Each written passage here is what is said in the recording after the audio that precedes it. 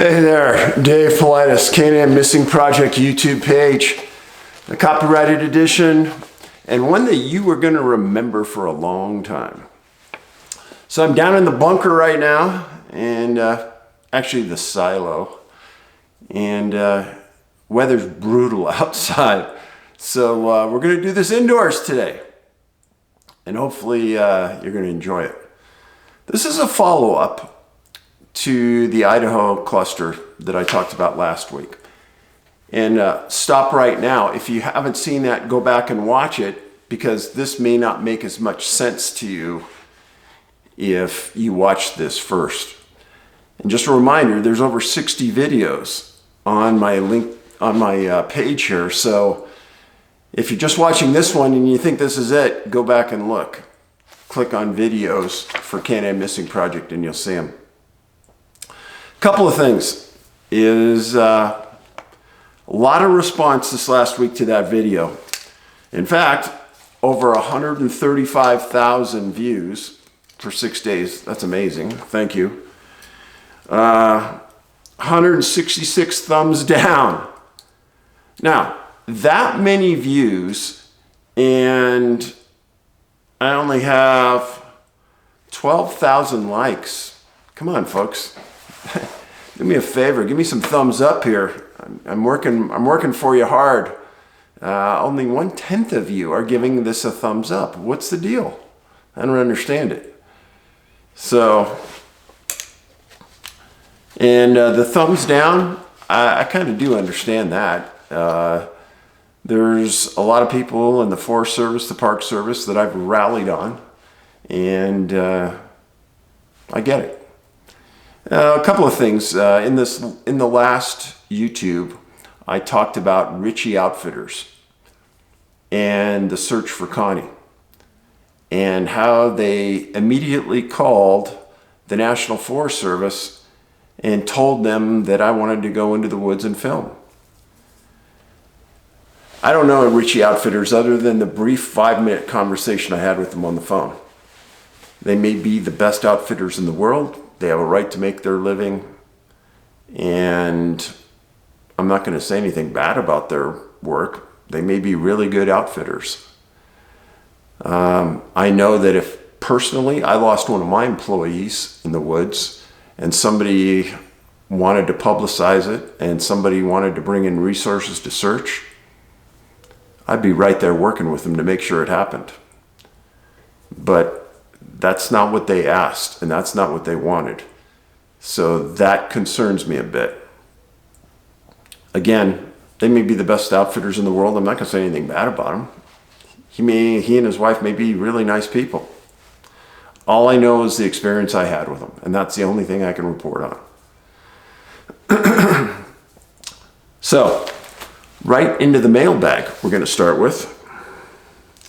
People ask me, Dave, why don't you do a podcast? I don't do anything unless I think I can do it pretty good. And the amount of time it takes just to do this every week is extraordinary. And it takes me away from doing other things. I do this because it gets a word out to a sect of the audience that I wasn't reaching before, and that's why I did it. Now you can turn this thing on while you're driving down the road and listen to it, and you're not going to miss much. So doing a podcast, no, that's not going to happen. Thank you for the thought, though. This area that we're going to talk about today is the Nez Perce National Forest. And we'll talk a little bit about the Native American tribe that it's named after a little bit later. People who know me know I've written several books that deal with Native Americans. And two of the books were written with a Native American chief that's one of my best friends. I think that their knowledge is impeccable. Sitting down with one of their elders from this area, I'd really enjoy doing it and getting the word out about the history of the area on a factual basis. So if somebody knows a Nez Perce elder, please tell them I'll drive out and meet with them and sit with them and talk with them. I'd love to meet them. So, onward. First letter. This incident I'm about to recount happened in the later part of November '77. Before I get too deeply into what happened, here's a little of my personal background. I grew up in a small mining community in Pinal County, Arizona, approximately 40 miles north of Tucson. I know what some people refer to as an outdoorsy type and spend most of my time hunting, fishing, and exploring in Arizona. I'm certainly no stranger to the dangers of the Sonoran Desert has to offer. I was taught at an early age that it was better to be over-prepared than under. Background, I'm a retired mechanical engineer, 66 years old. I was 24 years old when this happened. Approximate elevation 2,100 feet, month was November, weather cloudless, sunny, approximately time 6:45 a.m. What I saw appeared to be headed straight toward me. When I deployed my gun and aimed it at it, it quickly retreated. I never fired the weapon. Yeah, it was definitely a humanoid shape. Did I go back and look for tracks? Hell no. I hope this information helps. It all occurred kind of quickly. So what happened from this is I wrote him a note, asked for more information. Here it comes. At the time of the incident, I was 24. Back then, I would oftentimes supplement my earnings by predator hunting during the fall and winter months. At that time, fur prices were high and coyote, bobcat, and fox hides would fetch some extra money. On the day of the incident, I'm going to refer to what transpired as an incident because I think of it in better terms that way. I had driven down and crossed the San Pedro River and entered into the Coronado National Forest at the foot of the Galero Mountains, G-A-L-I-U-R-O. The area is both rugged and remote. In the days before cell phones, it was definitely a place you needed to keep your wits about you, especially if you were traveling alone. It was just after daybreak when I got to this area I wanted to hunt. No sooner than I had stepped out of my truck, I noticed how quiet it was. No chirping birds, nothing, total silence. This struck me as kind of odd, but it didn't really register at the time.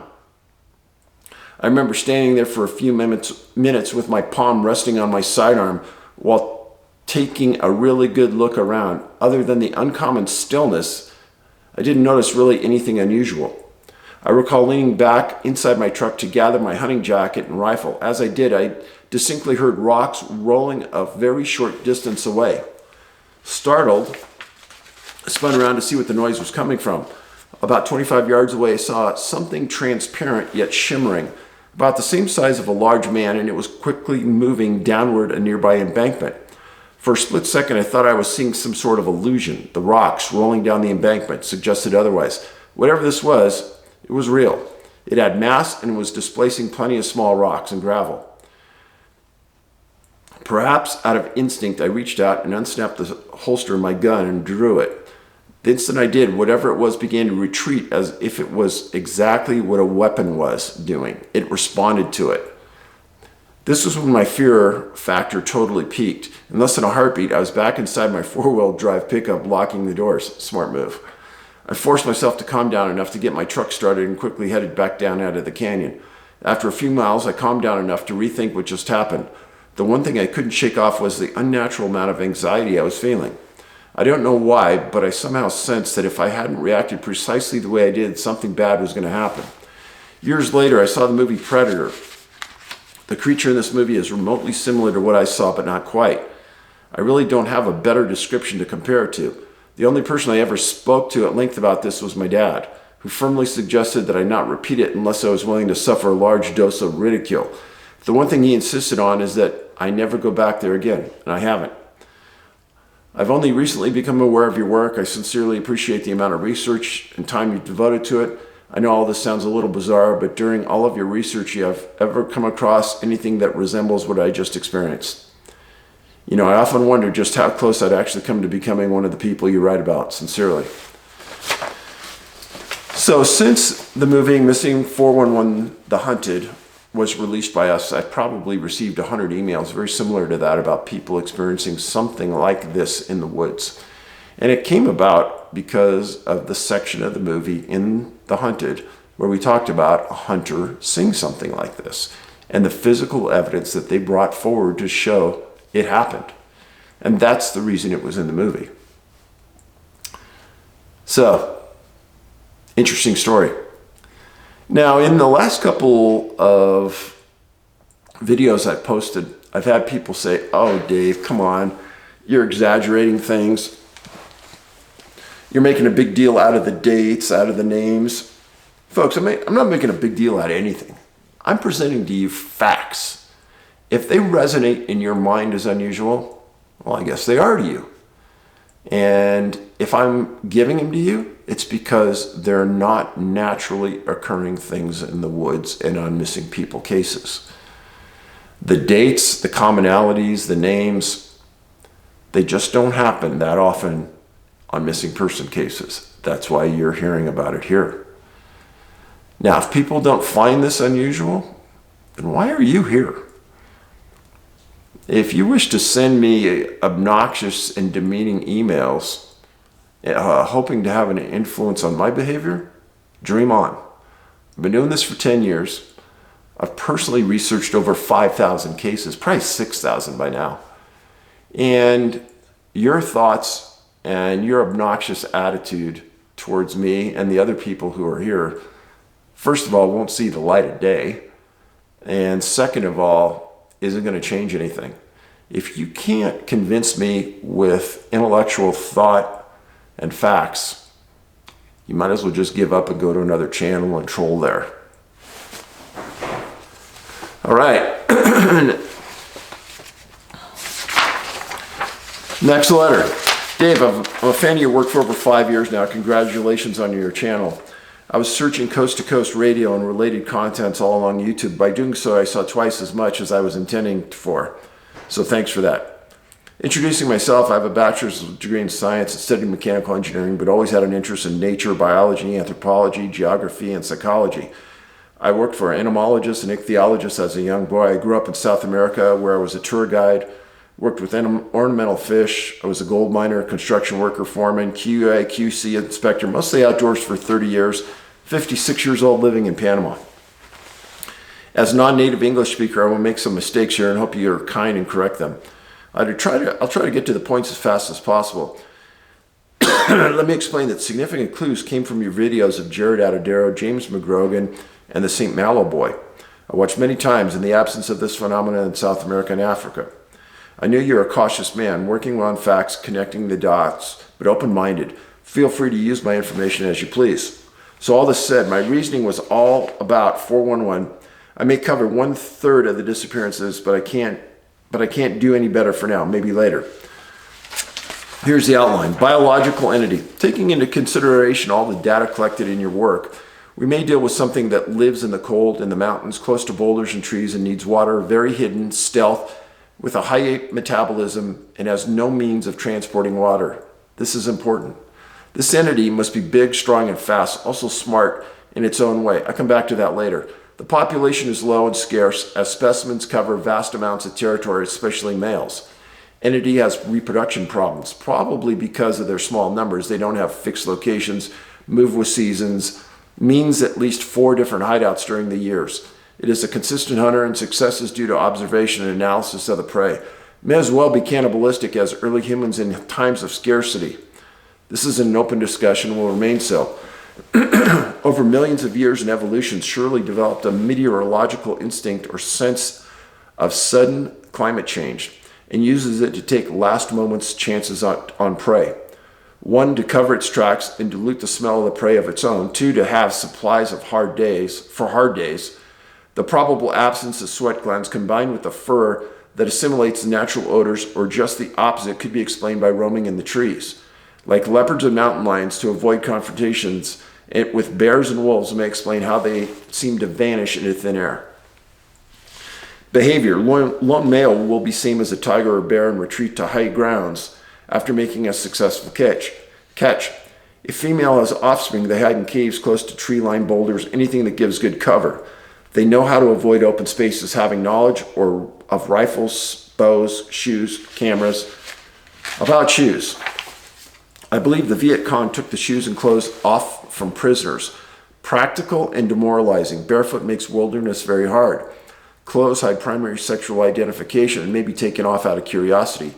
Interspecies breeding attempts are a yes according to Freud, and has been confirmed by DNA tests. Lone male encounters will end deadly anytime short and long term.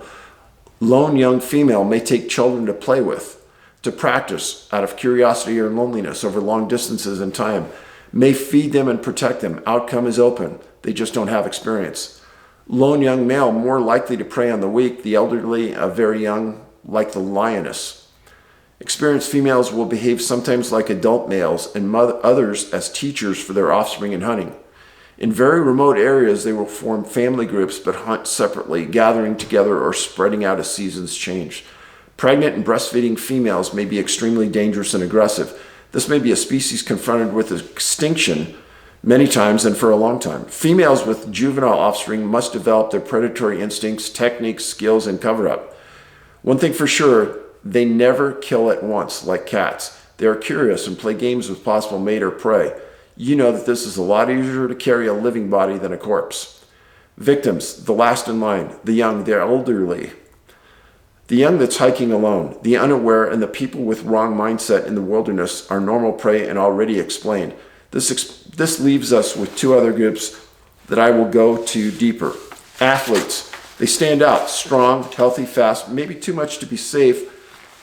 They may have close encounters and take something by surprise around a corner, a cliff, or on a track, or climbing a summit. They should be considered a menace, a competitor, or a hunter. Overconfidence may be their weak point, and surprise is instant face-to-face confrontation. The hunter feels the hunted. Physicians and high IQ people. Physicians and high IQ people are very conscientious and observant of nature and details, correlations, and signs that normal people don't see nor care about. Also, they are curious and mostly introverts. They are prone to take a look for themselves, not telling anybody before they are sure. This includes hunters, photographers, scientists, many others with good observatory skills. You can take this a lot further. Survivors. As said before, there is no kill, at least in the beginning. Some people may faint, paralyzed, be knocked down, knocked off, and made silent. The possibility of mental blockout under extreme fear or even shock has to be taken into account.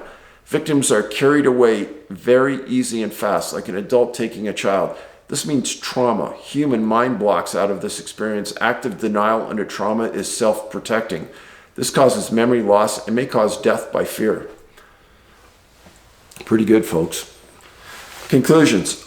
Search and rescue operations have been watched and studied by these entities. All of them have been unsuccessful till today. Put mildly, the premise of the search are always wrong. You are not looking for a disabled old man or a very young child. They were taken. You find no tracks, no scent, nothing on the ground. Dogs don't know what they are smelling for. No ancestral memory has passed over for obvious reasons. Never survived an encounter. Logical and standard search and rescue operations never worked and never will. So I should stop right there. Yeah, normal search and rescue operations do work, and they have worked for many years. So that's why I'll kind of premise this, that I think he's speaking of only the unusual that we deal with here.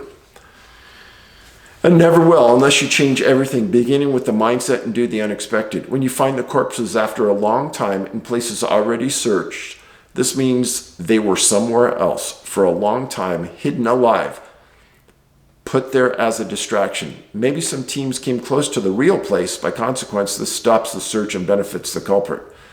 Decisions.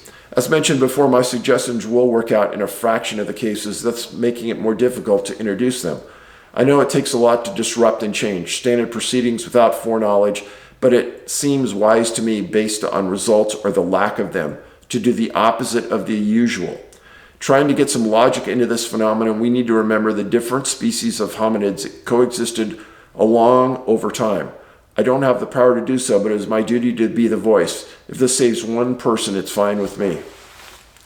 Recommendations. Follow the water. As I have been saying here for years.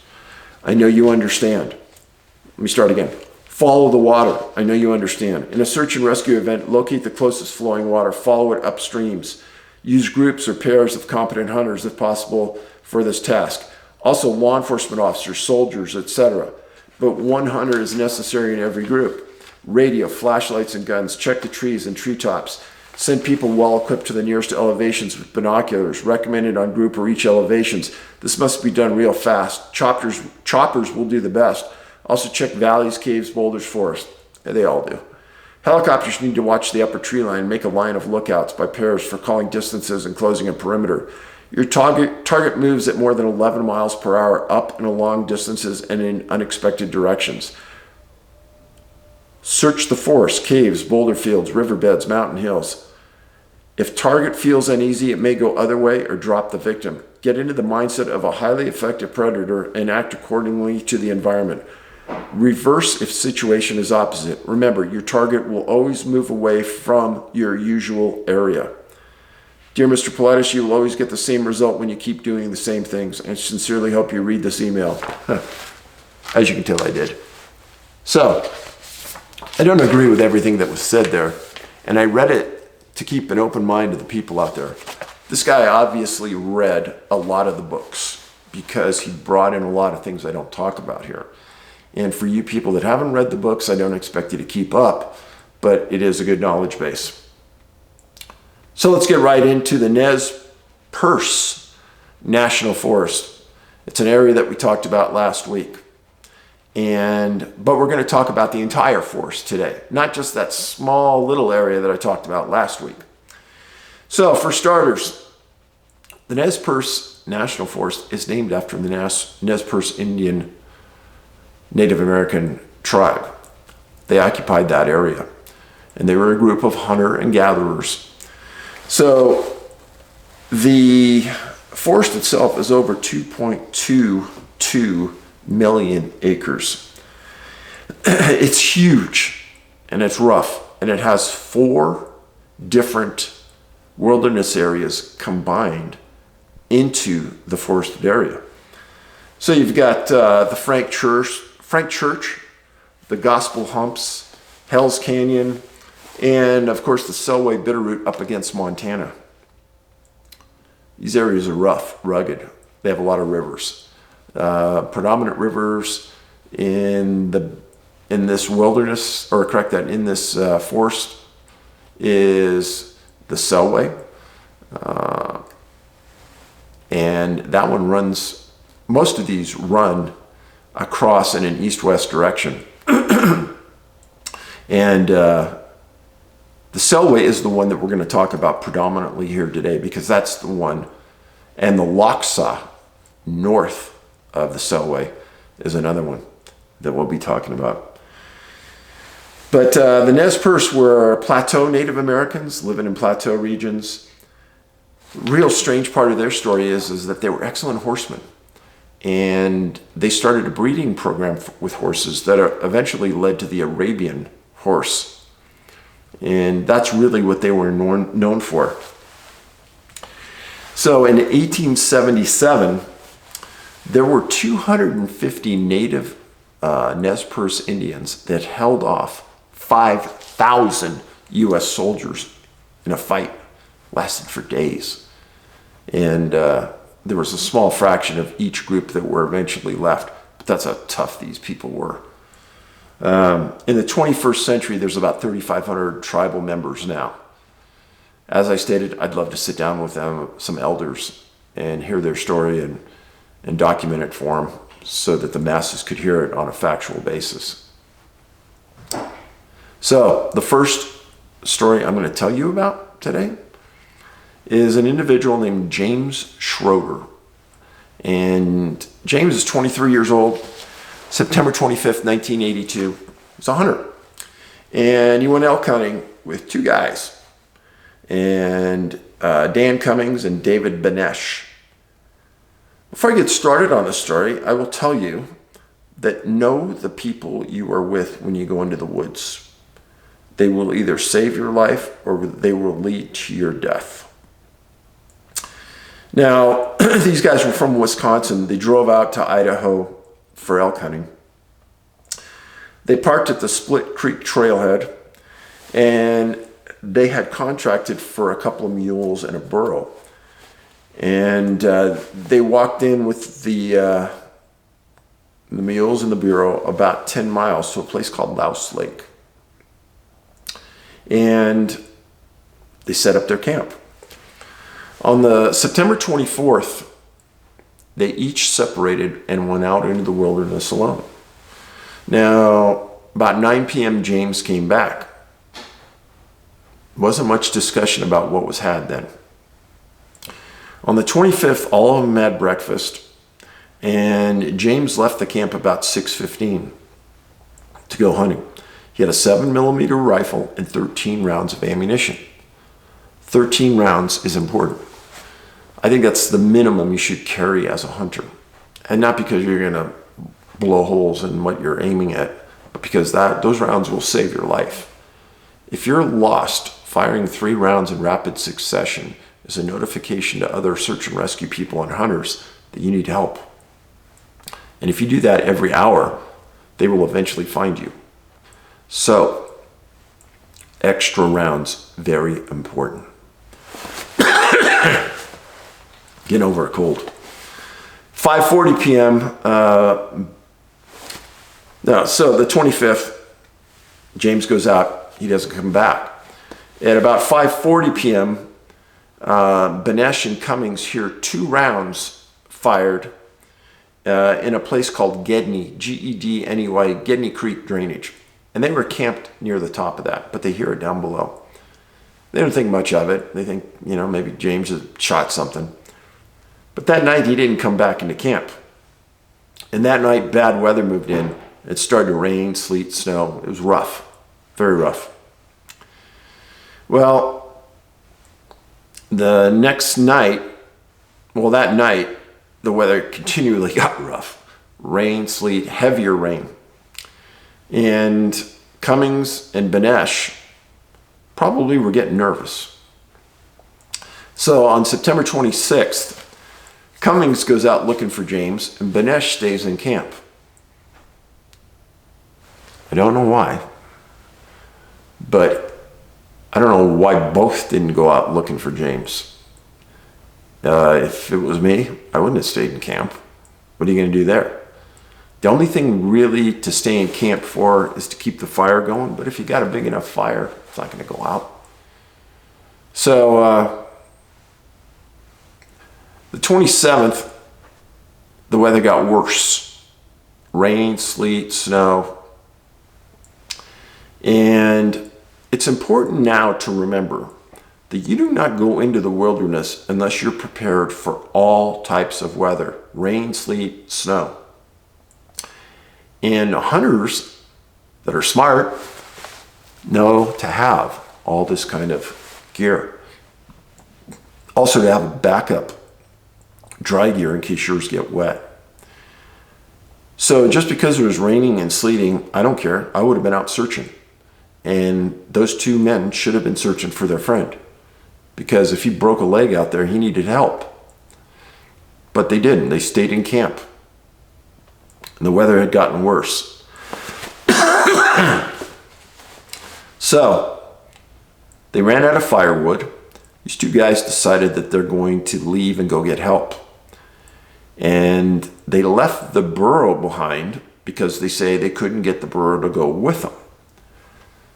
So they pull out, and the night of September 28th, they report to the Idaho County Sheriffs that James is missing. And the deputies questioned him and then told him that on the 29th, they're going to enter the wilderness through the Boyd Creek Trail near the Selway River. And they said, and you're going to go in there with us and explain what happened. And they said, sure. Now, how do I know all this? Because I got a copy of this incident report from the Idaho County Sheriff, and it's extensive. And the deputies were very brave because they went into the wilderness looking for somebody under atrocious weather conditions. And the best people to find the person were the 2 hunters that left, Benesh and Cummings. And they left. And when the deputies got there, Benesh and Cummings weren't there, even though they said they were coming back. A day later, they show up. There was no explanation why they didn't show up on time like they said they would. But the deputies found their camp in chaos. A foot of snow on the ground, tent caved in, no dry firewood. It was a mess. And there was no food for the burro. And the guys had said that they had ran out of food and didn't bring any food in for the animals. Now, I'm going to read to you the report from the deputies. And I could tell you the story, but it's not going to be like it came from them in their words. Don McPherson packed Rob Alberts and myself into Louse Lake. 3 saddle horses, 3 pack horses, we went in. We packed in from the Boyd Creek and the Selway River. At that time, 2 members of the Forest Service, Mike Myers and a companion, started up Gedney Creek with backpacks. So they had 2 sets of law enforcement people going into the same area. On the way in, we were advised by radio that Benesh and Cummings wouldn't be returning to their camp until Thursday. We arrived at Louse Lake just before dark. We found that the victims camped under a foot of snow. All their gear was soaked. Their ridgepole of their tent had busted and their tent was down under the snow. No sign of the burrow. We set their tent up to spend the first night in it.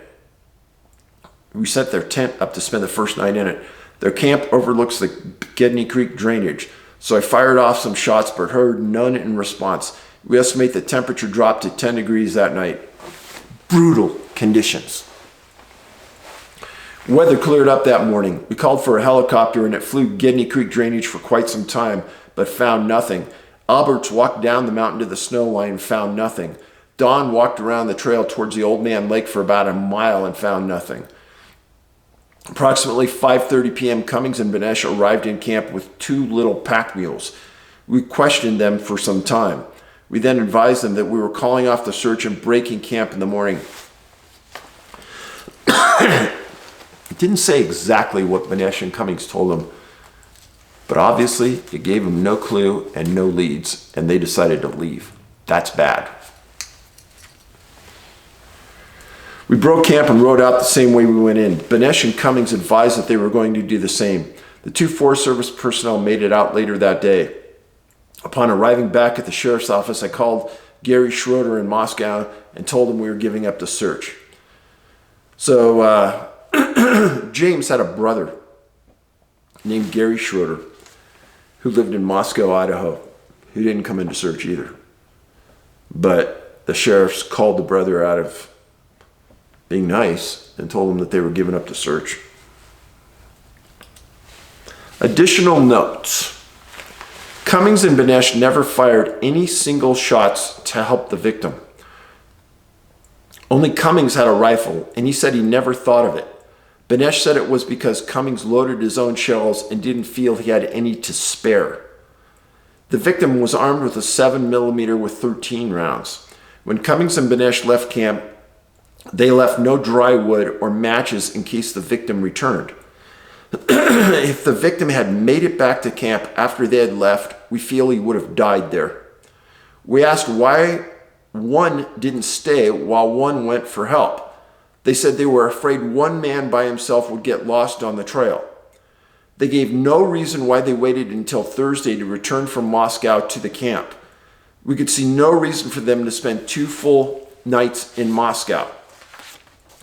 We feel that dressed the way he was, without matches or food, or taking the weather into consideration, the victim could not have lasted long. We feel he was dead before we ever started the search. We also feel that his chances for survival were lessened because his hunting companions failed to do one thing right to help him. If they would have fired single shots, the victim quite possibly could have heard them. Also, if one of them would have went for help right away, the search party might have been searching while the victim was still alive. Neither the victim or his companions were equipped enough or knowledgeable enough to be that far from a road. Cummings and Benesh were advised of our feelings on this subject. They packed in no feed for their pack animals, as well as no stove or lantern. Their camp gear is scattered over a 30-foot area under a foot of snow. I don't need to say anything. Know the people you go into the woods with. Know them. It's important.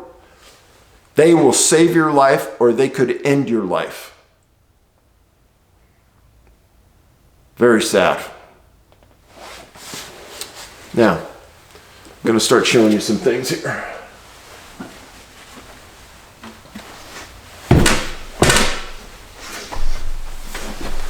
Okay, this is a map of the area that we looked at last week. Now, the case I just talked to you about, James Schroeder, right here. Connie Johnson was right here, and Gray. These are the two cases we talked to you about last week. This is a new case. This is a new case. This is a new case. Now, let me talk to you about Grover Ray, missing November 5th, 1958. He's from Weiser, Idaho. He was hunting with his dad and two friends. And he was a very knowledgeable hunter. And they were hunting in an area called Meeker Creek. Well, that day he didn't come back from hunting. And the dad and the friends searched for a number of days. Didn't find anything. And then they went to get help from the Forest Service. There was a 2-week search and rescue. Hundreds of people, and they found nothing. The family posted a $500 reward. And people stayed on the mountains long after the formal search ended, and even into the following spring. Now, this is one of these cases that is so strange. I've written about this exact incident happening before, so I believe it. But nothing happened on this case for 2 years. 2 years people walked all over that mountain.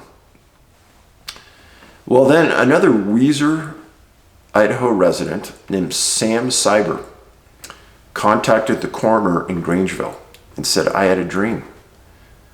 I had a dream that I think I know where Grover Ray went and where he might be.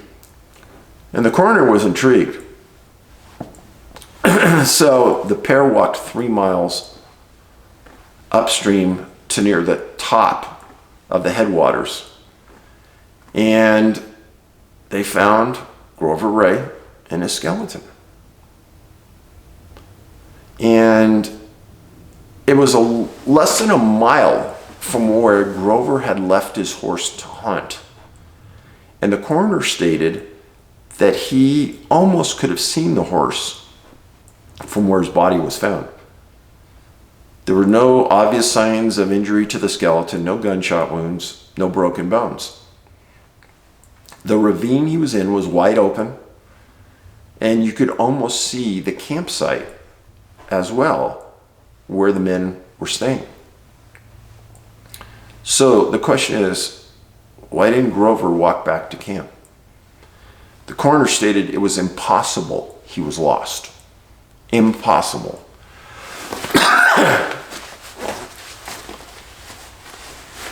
So if he wasn't lost, what happened? Well, we talk about the profile points. Water, he was right next to a stream. Point of separation, something happened after he left his dad and his friends.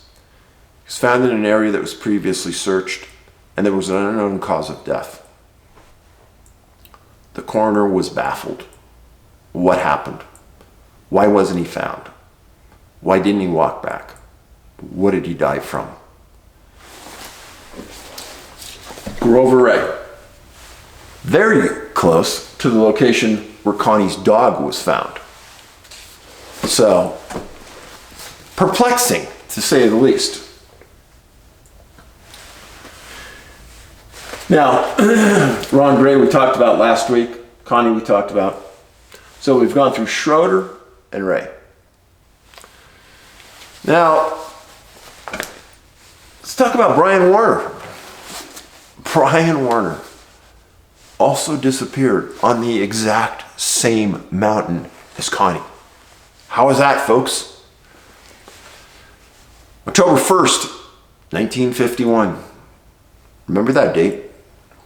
He's 40 years old, longtime resident of Urorand.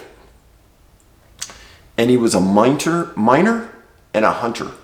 And he had a claim on Fog Mountain. He knew the area very well, like you know your backyard. Said he was going to go hunting near the claim. Well, as he was out hunting that day, an unexpected snowstorm moved in. And that was the quote in the article, unexpected. Well, when he didn't come back, his brother, named Jack, decided to start searching. Called the sheriff, They put 2 planes in the sky. Bloodhounds were called, but it was raining so hard that they called off the bloodhounds. But the brother, the Forest Service, and all of his friends searched for 2 weeks. And they searched the following year. And they found nothing. They didn't find his gun. And they've never found one bit of evidence of where he may be. Now, as I've stated hundreds of times in conferences and on YouTube, shoes do not go away. Belts do not go away. Buckles stay forever. Rifles stay forever. Somebody should have found something.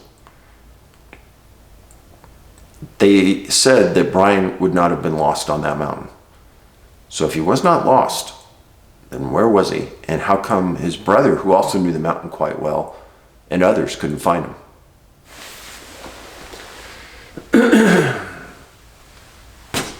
Right here. Next case. Ron Hufford, 28 years old. October 1st, 1956. 5 years after Brian disappeared. Now, to give you perspective, from this point to this point is 35 miles. So we're talking about a 35-mile radius of these cases, the furthest point.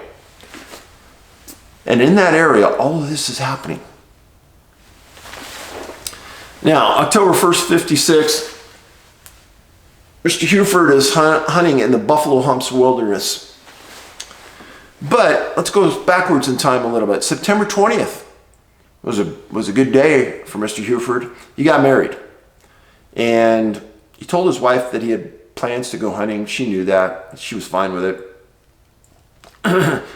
And they moved to Lewiston, Idaho, which is just on one side of the Snake River and from Clarkston. Told his wife he was only going to be gone for one night. He'd be back. And he was elk hunting, just like everybody else we talk about. Well, when he didn't return, his wife, Virginia, calls the sheriff and says, "Hey, my husband's here. Can you please go look for him?"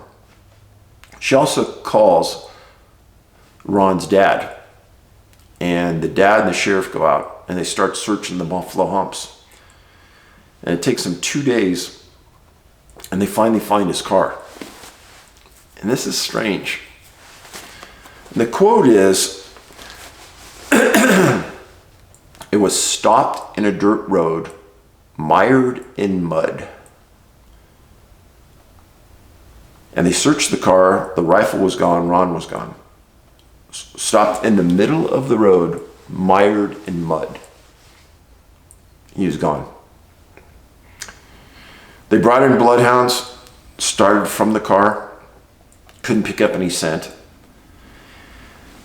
Major wind and rain hit the area right after he disappeared, encumbering the efforts of the search and rescue.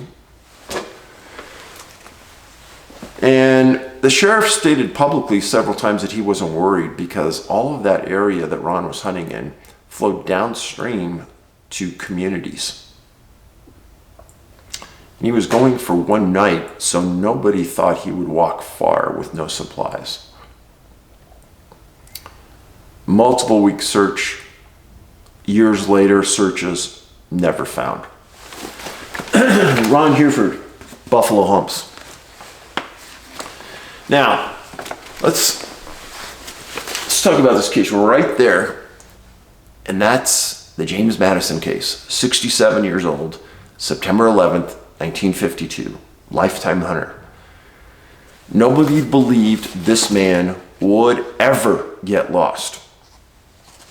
Now, he disappeared 14 miles east of the Red River. Now, that's up here. Why this is here, I'll tell you in a second. He was hunting with a friend named Claude Buffalo. And the season for elk started September 15th. So they went in September 11th to start scouting the area, looking around. And at about 6 p.m. on September 11th, they had set up camp. And James told Claude that he was going to go and get some water. He took a bucket and he walked into the woods without his rifle and disappeared. Claude looked through the night, honked the horn, fired off some rounds, hoping to attract James' attention. Nothing. So on September 12th, Claude drove into the local ranger station and told the Forest Service that his friend was missing. So the Forest Service requested bloodhounds and search and rescue and the sheriff. Now the headlines on September 16th were bloodhounds stymied in hunt, meaning they couldn't find a scent trail. The Air Force sent 2 helicopters and searched for a week. Couldn't find them. Many on the ground were completely stymied about what was happening. They didn't hear any sounds, they didn't hear him, they didn't hear anything. And he was a rugged old man who never was lost.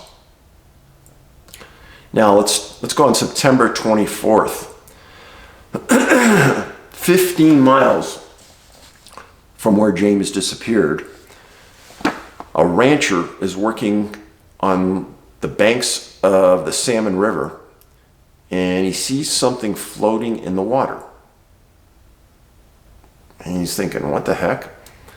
But it's in only 18 inches of water, about 20 feet from the bank of the shore. And he walks out there, and it's a man face down dead in the water.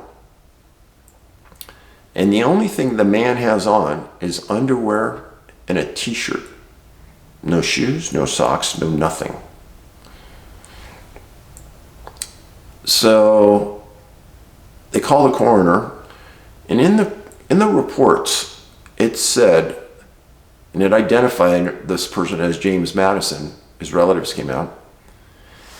It said that the skin on the bottom of his feet were worn to the bone.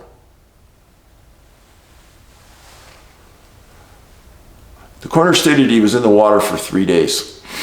150 searchers never found him. They never found his clothes. They never found his shoes.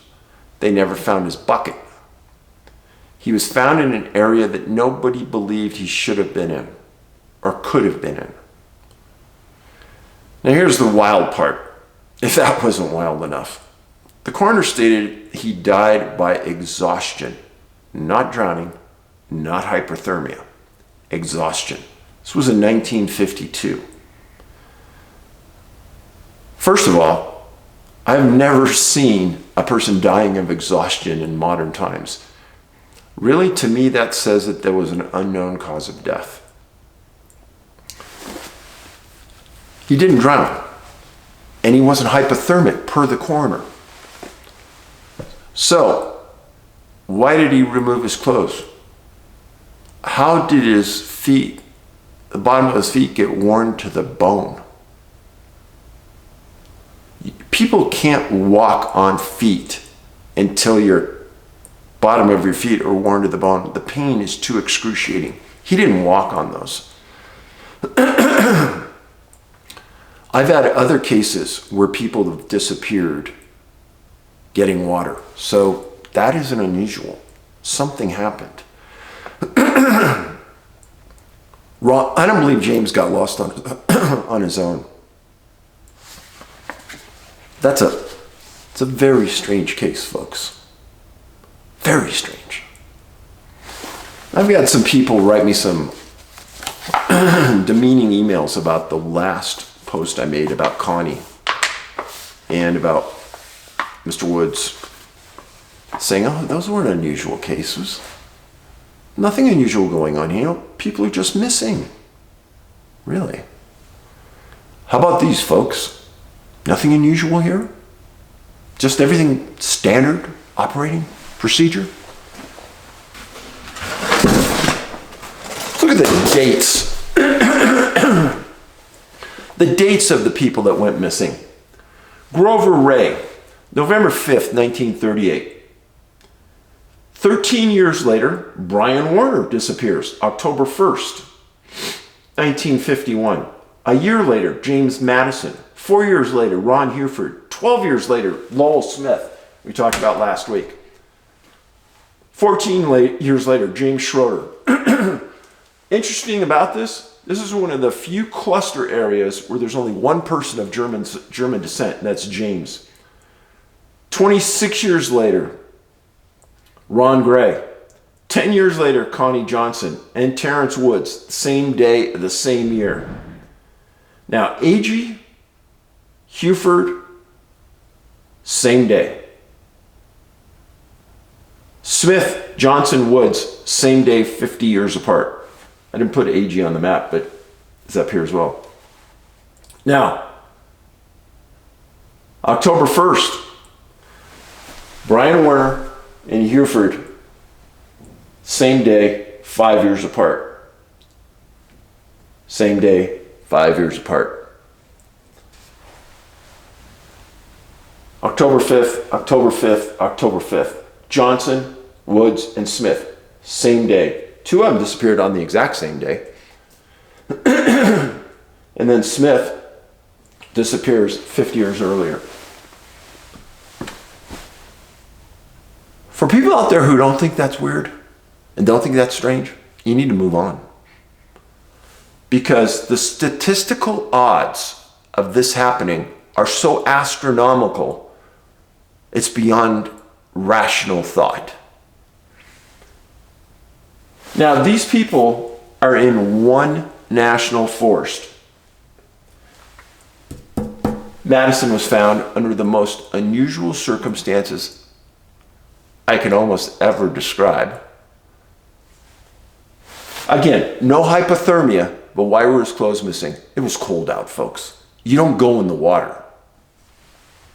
Hufford, found in an area that had been previously searched dozens of times. Why wasn't he found? So,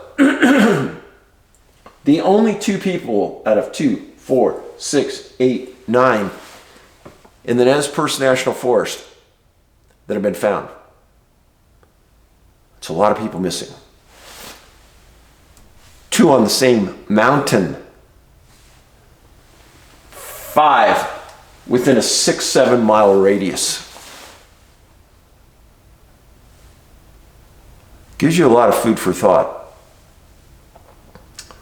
And I really hope that this extended version resonates with some people and we can get this word out to others into the community. Don't go out alone. Carry a compass and know how to use a compass. Carry a personal locator beacon, carry a firearm. And I greatly, greatly appreciate the support of each one of you. And I got a lot of supportive emails this week. If one thing I didn't say in my previous YouTube was we have been censored in the past. I just don't say anything. If YouTube does it again, I am going to be gone. But what we talk about here is factual things that are important. And I want you to understand the importance of it. And I want you to spread this video around. Please post the link at as many places as you can. If this doesn't become viral, I don't know what will. But each one of these people, Connie, Ron's, all of the people that haven't been found here, they deserve to be found. And I hope they are. I want to say that it's sad researching and thinking about the families and thinking about the lack of support they have. And how once the initial searches are over, there's nothing helping these individuals. And unless we can keep their memory alive, the chances of history replicating itself and these happening again are huge. Now, I know hunters are lonely by nature. It's an isolating kind of sport. It's rare to hunt in pairs. So I get that. But every one of you who are hunters, spouses of hunters, friends, family of hunters, get them a personal locator beacon. Lots of respect for the family. Idaho County Sheriff, their report was outstanding on James Schroeder. And I can tell that those deputies really, really cared. So anyhow, until next week, thank you very much for your support. Be safe.